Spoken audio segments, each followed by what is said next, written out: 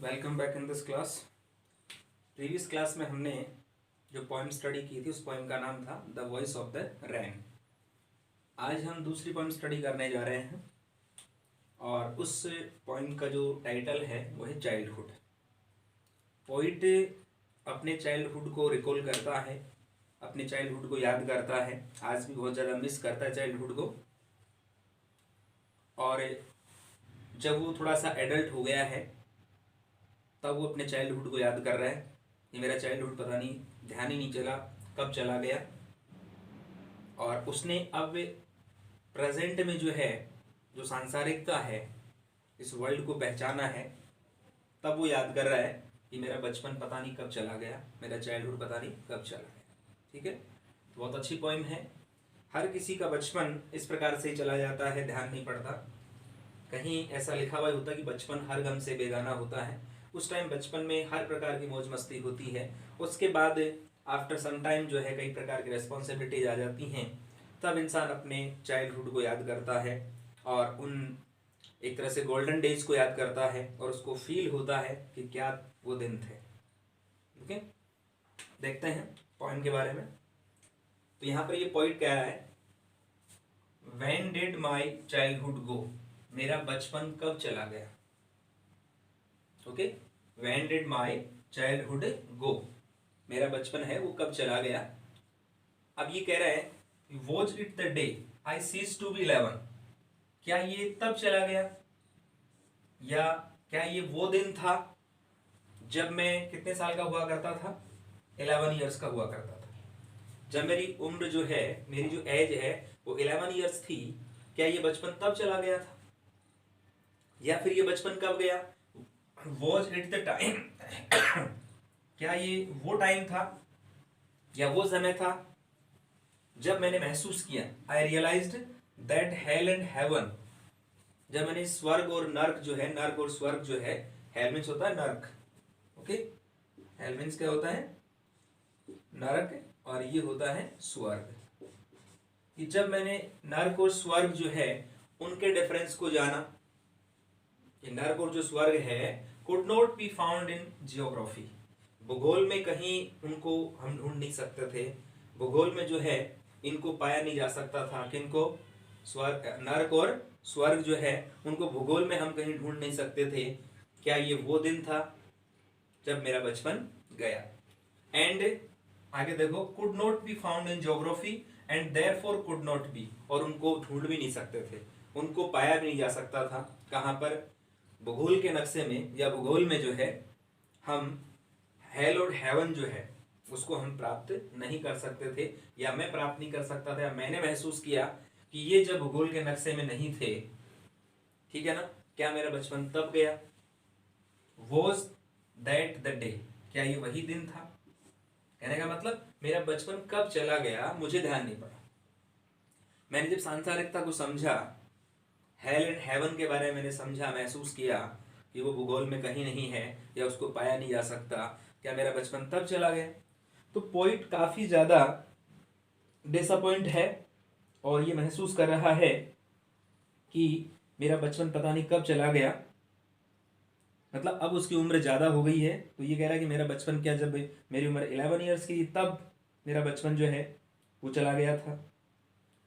और उसने महसूस किया है, क्या महसूस किया है, नर्क और स्वर्ग जो है, अभी मैंने बताया आपको जैसा कि उनका भूगोल में स्थान नहीं है, या भूगोल में जो है उनका अस्तित्व नहीं है, और अस्तित्व उनका एक तरह से हो भी नहीं सकता था। इनका अस्तित्व जो है किसका, स्वर्ग और नर्क का जो है अस्तित्व नहीं हो सकता था। क्या मेरा बचपन तब चला गया। तो बार बार इस चीज को रिकॉल करके और पोइट जो है ये कहना चाह रहा है कि पता नहीं मेरा बचपन जो है वो कब चला गया। इसको हम ऐसे भी लिख सकते हैं। तो इस प्रकार से वो मिस कर रहा है। तो फर्स्ट स्टेंजा जो है, यहां भी हम क्या देख पा रहे हैं कि इसमें भी राइमिंग स्कीम वाला सिस्टम नहीं है। ब्लैंक वर्स पोइम है, अच्छी पोइम है, हर किसी को अपना बचपन है वो याद आता है। Okay, let's see stanza number 2।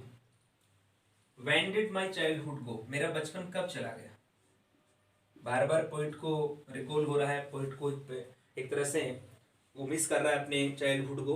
Was it the time I realise that, क्या ये वह समय था जब मैंने महसूस किया कि adults were not all they seem to B.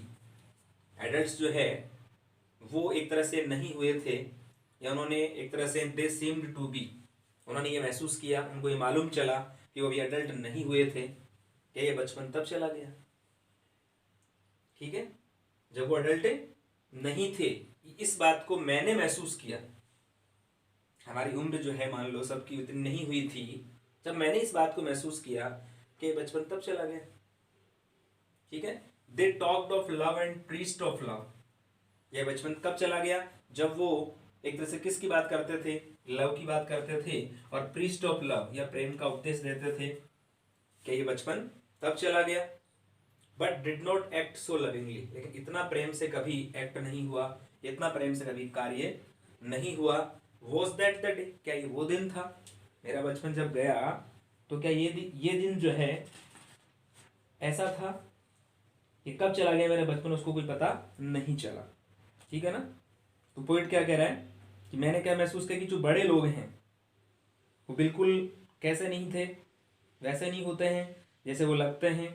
या फिर बड़े लोगों की बात है इसमें बताई जा रही है कि वो प्रेम की बातें करते हैं, प्रेम जो है उसकी वो बात करते हैं, और प्रेम के एक तरह से उपदेश भी वो दिया करते हैं, लेकिन उतना उनका जो व्यवहार है वो करते नहीं है वैसा। क्या ये दिन वो, क्या ये जो मेरा दिन है, मेरा जो बचपन है उस दिन चला गया? ठीक है ना? तो यहाँ दे का जो यूज है ना वो एक तरह से बड़े लोगों के लिए हुआ है। ठीक है, तो इस स्टेंजा में क्या बताया आपको कि मेरा बचपन कब चला गया? When did my childhood go? Was it the time, क्या ये वह समय था जब मैंने महसूस किया, क्या महसूस किया?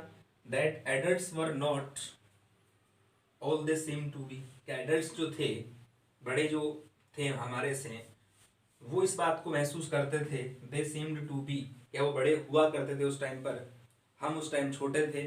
तो क्या ये दिन या क्या ये बचपन जो है उस टाइम चला गया? ठीक है ना? क्या महसूस किया उसने कि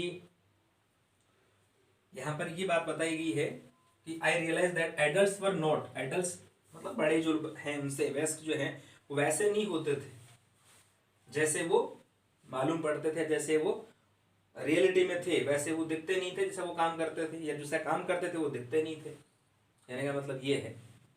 ठीक है, और कैसे? यहां पर क्या बताया कि adults were not all they seemed to be, व्यस्क वैसे नहीं होते जैसे वो मालूम पड़ते हैं या दिखाई देते हैं, प्रतीत होते हैं, वैसे नहीं होते। वे क्या करते हैं? दे टॉक्ड ऑफ लव, वो प्रेम की बात किया करते थे। प्रीस्ट ऑफ लव, प्रेम का उपदेश भी देते थे बड़े लोग, हमसे बड़े जो थे। But did not act so lovingly, लेकिन प्रेम से एक तरह से एक्ट नहीं करते थे। उपदेश देना वो अलग चीज, लेकिन प्रेम नहीं करते थे वो। ठीक है ना? वॉज दैट द डे, क्या ये वो वह दिन था या इस दिन मेरा बचपन चला गया? तो पोइट को पता नहीं चल पाया कि मेरा बचपन गया कब, और ये अक्सर सभी के साथ होता है। ठीक है ना? ध्यान नहीं पड़ता है, पता नहीं कब एज चली जाती है। ठीक है, और एक तरह से बचपन भी चला जाता है, फिर यूथ भी चला जाता है। ठीक है ना? यंग एज भी चला जाता है, एक तरह से फिर ओल्ड एज आ जाता है। तो इस प्रकार से कोई पता नहीं चलता एज का। तो स्टेंजा नंबर 3 में देखिएगा, फिर कह रहा पोइट, फिर इसको वापस रिकॉल हो रहा है कि when did my childhood go, मेरा बचपन कब चला गया? ठीक है, was it when I found my mind was really mine, क्या ये बचपन तब चला गया जब मैंने पाया या जब मैंने एक तरह से ढूंढा, तलाश की, क्या तलाश की? My mind was really mine, कि मेरा जो माइंड है, माइंड का मतलब या मन से है, मन, क्या मेरा मन है वो वास्तव में मेरा था? क्या ये बचपन तब चला गया? ठीक है, to use whichever way I choose, मतलब कोई भी जो रास्ता, किसी प्रकार का रास्ता जो मैं यूज करने के लिए चुनता हूं, प्रोड्यूसिंग थॉट्स, अपने विचार जो उनको उत्पन्न करते हुए, that were not those of other people, जो विचार दूसरों के नहीं थे, जो विचार दूसरों के नहीं थे, उन विचारों को प्रोड्यूस करते हुए जब मैं सोचता हूं या जो मैं तरीका चुनता हूं कोई काम करने के लिए, क्या ये बचपन तब चला गया? ठीक है, तो पोइट बार बार एक तरह से कंप्लेनिंग कर रहा है कि मेरा बचपन पता नहीं कब चला गया, मुझे खुद को ही पता नहीं चला। जब उसने वास्तव में इस चीज़ को फाइंड आउट किया कि मेरा जो मन है वो वास्तव में किसका है? मेरा है। मैं जैसा भी चाहूँ उसी प्रकार से मैं उसका यूज करूँ, मेरे खुद के विचार हो, मेरे आइडियाज़ हैं वो खुद के हों, जो विचार जो है दूसरों के विचार नहीं होकर के मेरे खुद के हों, मतलब मेरे खुद के अकेले के विचार हों। क्या ये बचपन तभी चला गया? ठीक है ना? तो इस प्रकार से जो ये पोइट बार बार अपने आप से ये पूछ रहा है कि मेरा बचपन जो है वो कब चला गया, मुझे इस बात का पता नहीं चला कि मेरा बचपन कब चला गया। ठीक है, इस प्रकार से इसमें भी पोइट ने वही बात कही है, बार बार कंप्लेनिंग वाली कि मेरा बचपन कब चला गया, मुझे पता नहीं चला। Was it when I found my mind was really mind, क्या विचार, मतलब मैंने जब ये पाया कि मेरा जो मन है वो मेरा ही था वास्तव। To use whichever way I choose, जो भी रास्ता मैं चुनूं या जो कार्य मैं करूं। प्रोड्यूसिंग थॉट्स, विचारों को उत्पन्न करते हुए, और वो विचार भी किसके? मेरे खुद के विचार। That were not those of other people, जो विचार दूसरों के नहीं थे वो विचार मेरे थे, उन विचारों का यूज मैं करूं, जैसा मैं चाहूं वैसा करूं। दिक्कत कहां उसमें? इस प्रकार से क्या है, मेरा बचपन तब चला गया। तो पॉइंट बार बार है, मैं कह रहा हूं आपको कि वो कह रहा है मेरा बचपन कब गया। इस पोएम में एक खास बात और देख रहे हैं आप, क्या देख रहे हैं? देखो, फर्स्ट जो लाइन है स्टेंजा की फर्स्ट लाइन, सेकंड स्टेंजा की फर्स्ट लाइन बन रही है वापस, सेम लाइन आ रही है यहाँ पर। देखो, इसकी फर्स्ट लाइन यही है, इसकी फर्स्ट लाइन यही है। ठीक है, ये हम बार बार इसमें देख रहे हैं। और एक लाइन जो है, ये वाली लास्ट लाइन जो है, ये भी सेम यहाँ पर जो है रिपीट हो रही है। तो बार बार पोइट जो है वो अपने बचपन को जो है याद करके और थोड़ा सा परेशान है। ठीक है ना? इस प्रकार से जो इसकी कुछ लाइंस और हैं जो हम अभी स्टडी करने वाले हैं। इसके बाद देखिएगा, यहाँ से इसकी कुछ 2 लाइंस हैं वो यहाँ पर और बची हुई हैं, उनको देखें। यहाँ पर ये पोइट कह रहा था कि producing thoughts that were not those of other people, उन विचारों को उत्पन्न करते हुए जो विचार दूसरे लोगों के नहीं थे, केवल मेरे खुद के विचार थे। क्या बचपन तब चला गया या फिर कब चला गया? But my on and my alone, जब मेरे अंदर एक तरह से अहंकार जग गया। बट माई ऑन, अपने खुद के ये विचार थे, एंड माइन अलोन, इसका मतलब ये है कि मेरे अंदर जो एक अहंकार आ गया, मेरे अंदर ईगो आ गया, मैं किसी की सुनने नहीं लगा या मैं किसी की सुनता नहीं था। क्या ये उस दिन मेरा बचपन जो है वो चला गया? वॉज दैट द डे, क्या ये वो दिन था या उस दिन चला गया? ठीक है ना? कहने का मतलब इसमें यह है कि आदमी अपने चाइल्डहुड को कैसे भी जी सकता है, जीना चाहे तो। छोटे बच्चों के साथ में खेल करके और वो अपने चाइल्डहुड डेज हैं उनको याद कर सकता है, उनको जी सकता है। लेकिन जब ईगो आ जाता है उसके बाद में वो किसी प्रकार के डेज है वो जी नहीं सकता। ठीक है, तो यहाँ पर पोइट जो है अपने बारे में ये बता रहा है कि मेरा बचपन इस प्रकार से चला गया क्या, या तब चला गया। ओके, इसके बाद देखो लास्ट स्टेंजा में देखिएगा। अब पहले तो ये बता रहा था, पहले तो बार बार ये कह रहा था कि मेरा बचपन है वो कब चला गया, मतलब इसमें तो वो टाइम के बारे में पूछ रहा था। ठीक है ना? किसके बारे में पूछ रहा था? टाइम के बारे में पूछ रहा था। अब जो लास्ट स्टेंजा है उसके अंदर पोइट क्या पूछ रहा है? कहाँ चला गया, मतलब यहाँ पर वो प्लेस के बारे में पूछ रहा है यहाँ पर। ठीक है ना? पहले टाइम के बारे में पूछा है और अब वो प्लेस के बारे में पूछने लग गए।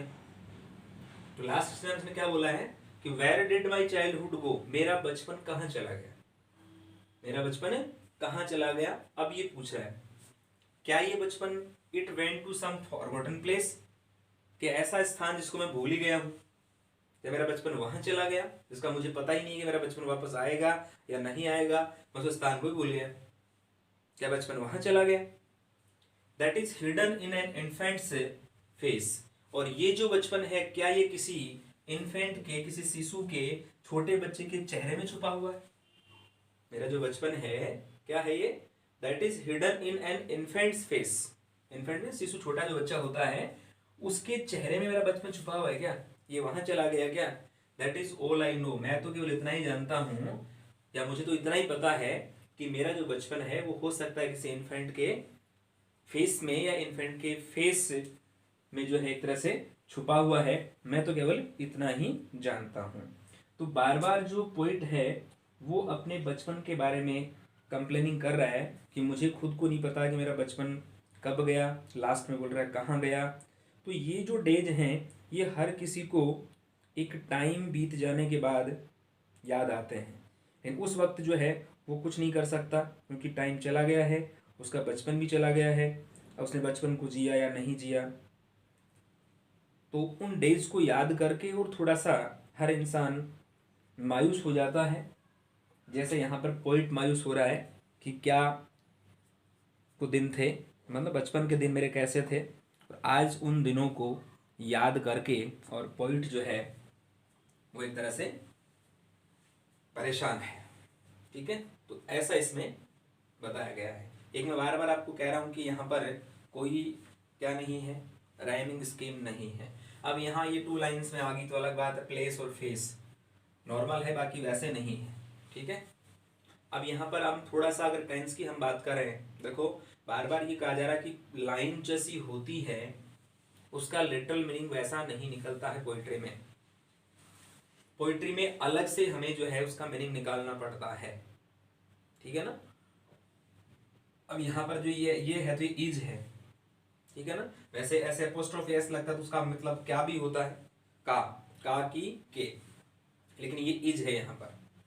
यहाँ हम बात करें वह डिड, तो यहाँ पर डिड जो है वो पास्ट सिंपल टेंस का हेल्पिंग वर्ब होता है, तो यहाँ पर पास्ट सिंपल टेंस है, नो प्रॉब्लम। यहाँ पर भी पास्ट सिंपल टेंस है, ठीक है, और यहाँ पर भी पास्ट सिंपल टेंस है, तो ये पास्ट की ही बात कर रहा है। यहाँ पर भी देखो, यहाँ पर भी पास्ट सिंपल ही बता रहा है, आई फाउंड सेकंड फॉर्म है फाइंड की। यहाँ पर माइंड वॉच, तो वॉच भी सेकंड फॉर्म है किसकी, बी की।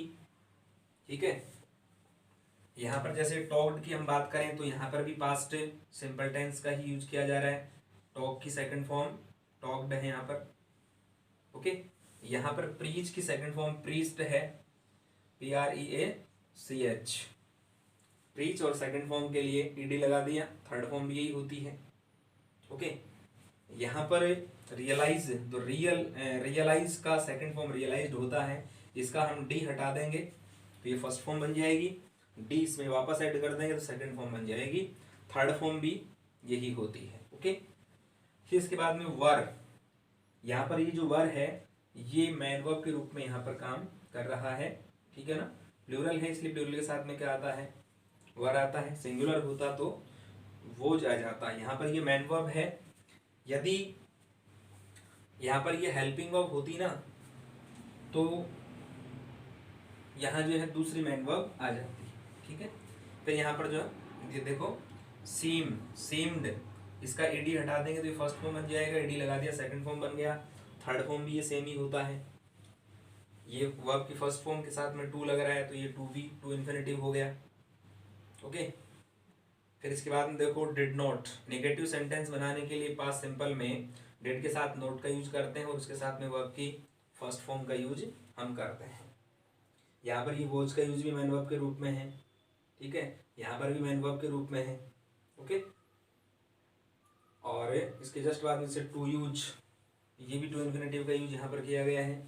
यहाँ पर present simple tense I choose, मैं चुनता हूँ, प्रेजेंट सिंपल, इसमें वर्ब की फर्स्ट फॉर्म आती है और उसके साथ में एस ई एस भी लगता है, लेकिन यहाँ पर ये फर्स्ट पर्सन सिंगुलर के साथ में कभी S E S I E S नहीं लगता है। केवल सिंगुलर सब्जेक्ट जो होते हैं ही सी इट और कोई भी सिंगल नेम, उसके साथ में यहाँ पर एस ई एस और आई ई एस का यूज हम कर सकते हैं, जो मैंने आपको पहले बताया था। अगर याद है अच्छी बात है, वरना मैं और बता देता हूँ कि एस ई एस और आई ई एस का यूज जो है हम कहाँ करते हैं, कैसे करते हैं, देख लीजिएगा एक बार, रिकॉल कर देते हैं। प्रेजेंट सिंपल टेंस की बात कर रहे हैं तो इसमें एस ई एस और आई ई एस, इनका यूज देखो मेनली। पहले हम ई एस का यूज देखते हैं। यदि किसी वर्ब के एंड में S, S H, C H, O X, ठीक है ना, और जेड और डबल एस, ये यदि किसी वर्ब के एंड में आते हैं, इनमें से कोई भी लेटर आ सकता है, तो वहां पर हम सिंगुलर सब्जेक्ट के साथ जो भी वर्ब आती है उसके साथ हम ईएस जोड़ते हैं। क्या जोड़ते हैं? ईएस जोड़ते हैं। क्लियर?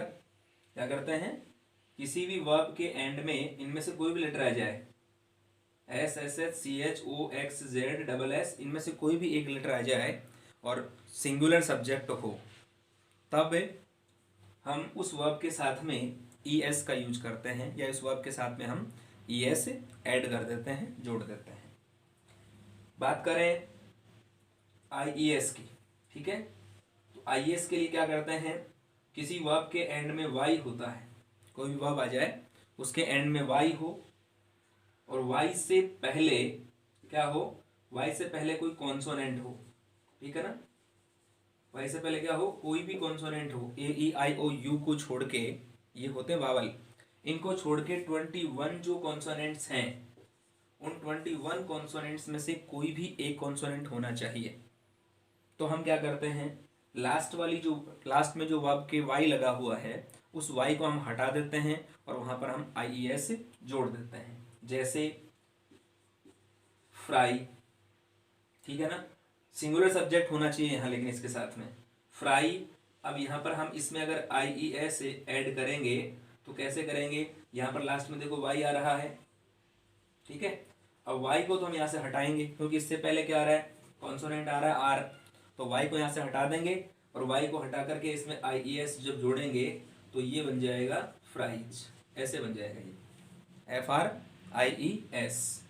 और भी बहुत सी फॉर्म है, जैसे बात करें ट्राई, ट्राई के साथ में हम क्या जोड़ेंगे, आई ई एस जोड़ेंगे, तो क्या बन जाएगा, ट्राइज, क्या बन जाएगा, ट्राइज। तो यहाँ पर देखो पहले से क्या है, कॉन्सोनेंट है, हमने इसमें ऐड क्या किया है, आई ई एस ऐड किया है, तो आई ई एस ऐड करने से क्या हो गया, टी आर आई ई एस। लेकिन कंडीशन ये है कि इन वर्ब के साथ में, ये वर्ब जो है सिंगुलर सब्जेक्ट के साथ ही होनी चाहिए, इनमें सब्जेक्ट प्लूरल नहीं होना चाहिए, ठीक है। ही, सी, इट और कोई भी सिंगल नेम होता है, उनके साथ जो वर्ब आती हैं उन्हीं में एस, एस, ई एस और आई ई एस का यूज हम करते हैं, ये ध्यान रखने की बात है। इसके अलावा जो भी वर्ब बच गई, जो भी वर्ब्स हैं और वो अगर सिंगुलर सब्जेक्ट के साथ में यूज आती हैं, इनके अलावा जो वर्ब्स हैं जिनके एंड में एक तो ये नहीं आना चाहिए सीरीज वाला सिस्टम, मतलब S, S H, C H, O X, Z और डबल एस, इनमें से कोई लेटर नहीं आना चाहिए। एक उन वर्ब्स में वाई वाला सिस्टम भी नहीं होना चाहिए कि लास्ट में वाई आ गया और वाई से पहले कोई कॉन्सोनेंट आ गया तो हम वहां वाई को हटा के क्या लगा रहे हैं, आई ई एस लगा रहे हैं। इनके अलावा जो भी वर्ब्स है ना, जो सिंगुलर सब्जेक्ट के साथ में यूज की जाती हैं, उनके साथ में हम एस को ऐड कर देते हैं, एस जोड़ देते हैं। बहुत इंपॉर्टेंट रूल है, ध्यान रखने की बात है, बहुत जगह काम आता है। तो इस प्रकार से एस, ई एस और आई ई एस का जो रूल है वो हमने स्टडी किया है, ठीक है, ये ध्यान रखने की बात है, ठीक है। तो ये हमें विशेष ध्यान रखना है। इसके जस्ट बाद में यहां पर देखो हम थोड़ा सा ग्रामेटिकली बात कर रहे हैं अभी। आई नो, ये प्रेजेंट टेंस है। अब यहाँ पर ये तो सिंगुलर सब्जेक्ट की बात थी, और यदि हम प्लूरल की बात करें तो प्लूरल में ये सिस्टम नहीं चलेगा, वहां केवल वर्ब की फर्स्ट फॉर्म आएगी। एक तो जो आई है, ये आई है फर्स्ट पर्सन सिंगुलर है वैसे, लेकिन इसके साथ में कभी भी एस, ई एस और आई एस का यूज नहीं होता है। इसके साथ में केवल और केवल क्या लगता है, वर्ब की फर्स्ट फॉर्म का यूज किया जाता है। और प्लूरल सब्जेक्ट में वी, यू, दे और कोई भी प्लूरल नेम्स हो सकते हैं, उनके साथ में भी वर्ब की फर्स्ट फॉर्म का ही यूज होता है। हम प्रेजेंट टेंस की बात कर रहे हैं, ठीक है, प्रेजेंट सिंपल की बात कर रहे हैं। और सिंगुलर सब्जेक्ट के बारे में मैंने बता ही दिया आपको, ये सिंगुलर सब्जेक्ट का ही रूल बताया था अभी आपको, ही, सी, इट और कोई भी सिंगल नेम आ सकता है, उसके साथ हम ये रूल फॉलो करते हैं। तो प्रेजेंट सिंपल थोड़ा ध्यान रखना पड़ता है, क्योंकि प्रेजेंट सिंपल और पास्ट सिंपल दो बहुत इंपॉर्टेंट टेंस हैं, क्योंकि इनमें इस प्रकार के रूल्स ज़्यादा आते हैं। जैसे पास्ट सिंपल की हम बात कर रहे हैं, यहाँ पर पास्ट सिंपल का यूज हुआ है ना ज़्यादा, सारा पास्ट सिंपल ही यहाँ पर देखो, hidden, went, where did my childhood go. तो पास्ट सिंपल में क्या होता है, पास्ट सिंपल में दो प्रकार की फॉर्म्स काम में आती है। एक तो फर्स्ट फॉर्म, कौन सी फॉर्म, फर्स्ट फॉर्म। और ये जो फर्स्ट फॉर्म होती है, ये फर्स्ट फॉर्म नेगेटिव और प्लस इंट्रोगेटिव, दोनों प्रकार के सेंटेंसेस में ये यूज की जाती है, नेगेटिव और इंट्रोगेटिव। ठीक है, नेगेटिव में तो क्या, नेगेटिव में तो ये जो हेल्पिंग ऑफ डिड होती है उसके साथ में लगती है, डिड प्लस नॉट और वर्ब की फर्स्ट फॉर्म। और इंट्रोगेटिव में ये हेल्पिंग और बाहर आ जाती है सब्जेक्ट से पहले, तो वहां भी फर्स्ट फॉर्म लगती है। और सिंपल जो सेंटेंसेस होते हैं या पॉजिटिव सेंटेंस मान लो, उनमें क्या होता है, उनमें वर्ब की सेकंड फॉर्म का यूज किया जाता है, ओनली और ओनली। यहाँ पर किसी प्रकार की कोई भी हेल्पिंग वर्ब का यूज हम नहीं करते हैं। ये इसमें पोइम में आ रहा है टेंस, इसलिए मैंने इसमें आपको ये बताया है कि पास्ट सिंपल एकमात्र ऐसा टेंस है जिसमें टू टाइप्स की फॉर्म्स का यूज हम करते हैं। एक तो वर्ब की फर्स्ट फॉर्म जो नेगेटिव सेंटेंस और इंटरोगेटिव सेंटेंस में काम आती है, और दूसरा सिंपल सेंटेंस जो है या पॉजिटिव सेंटेंस कह सकते हैं हम, उसमें वर्ब की सेकंड फॉर्म का यूज किया जाता है। ये इसमें हुआ है, देखो यहाँ पर पास्ट सिंपल था, ठीक है, ये यहाँ पर देख लो पास्ट सिंपल है, वेंट, गो का सेकंड फॉर्म वेंट हो गया, ओके। और ये अलग चीज है, ये पार्टिसिपल है, ये पास्ट पार्टिसिपल है, फॉरगॉटन प्लेस, भूला हुआ स्थान, ठीक है ना। और यहाँ पर देख लो टॉक, टॉक का सेकंड फॉर्म टॉक्ड हो गया, तो यहाँ पर भी पास्ट सिंपल टेंस का यूज किया गया है, यहाँ पर मैंने बता ही दिया आपको। तो इस प्रकार से यहाँ पर जो है पास्ट सिंपल टेंस का यूज हुआ है, ओके। यहाँ पर वोज देख लो, तो वोज जो है वो भी सेकंड फॉर्म है। वोज सेकंड फॉर्म किसका है, वोज है वो बी का सेकंड फॉर्म है, बी फर्स्ट फॉर्म होगी, वोज सेकंड फॉर्म हो गया, और थर्ड फॉर्म क्या हो गया इसका, बीन, क्या हो गया, बीन, ये इसका थर्ड फॉर्म हो गया, बी वॉज बीन। तो यहां पर हमने बात की पास्ट सिंपल टेंस की और प्रेजेंट सिंपल टेंस की। वर क्या है, वर भी सेकंड फॉर्म है, प्लूरल सब्जेक्ट जो भी होते हैं उनके साथ में वर का यूज किया जाता है। यहां पर हम बात कर रहे थे ना वॉज और वर, बी वॉज बीन, तो बी वॉज और ऑब्लिक वर भी हम कर सकते हैं, तो ये भी इसी का फॉर्म है। लेकिन मेन फॉर्म तो ये है, ये तो सब्जेक्ट्स के लिए आता है, सब्जेक्ट्स को ध्यान में रखते हुए हम किसका यूज करते हैं, हम वर का यूज करते हैं, अदरवाइज इसका यूज यहाँ नहीं है। तो ये हमने इसमें स्टडी किया है, तो ध्यान रखें, इसमें पॉइंट बहुत अच्छी है। इस पॉइंट को अपनी लाइफ में जो है या अपने चाइल्डहुड डेज है उनको याद करके और लर्निंग आपको करनी है। इसमें एक्सप्लेनेशन वाला सिस्टम नहीं होता है, आपको स्टेंजा दे दिया, ठीक है ना, और स्टेंजा दे करके और आपको उसमें से क्वेश्चन जो है वो पूछ लिए, समझ गए आप। ये आजकल नया पैटर्न चला है, जो हायर सेकेंडरी क्लासेज हैं उनके अंदर इस प्रकार के जो क्वेश्चन है पूछे जाते हैं, स्टेंजा दे दिया और उसमें से क्वेश्चन जो है वो पूछ लिए, ठीक है। अब इसमें जो क्वेश्चन जो है वो बन सकते हैं, अब यहाँ पर देखो, जैसे अपन बात करें क्वेश्चन की, थोड़ी सी बात करें तो यहाँ पर ये पूछ ले यहाँ पर कि where did poet's childhood go, where did poet's childhood go, poets का चाइल्डहुड जो है वो कहाँ चला गया according to poet.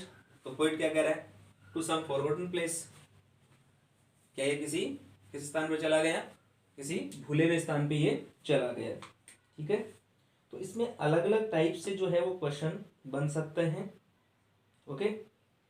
Her stanza का जो क्वेश्चन है वो अलग अलग टाइप से बनेगा, ये हमें थोड़ा सा इसमें ध्यान रखना है।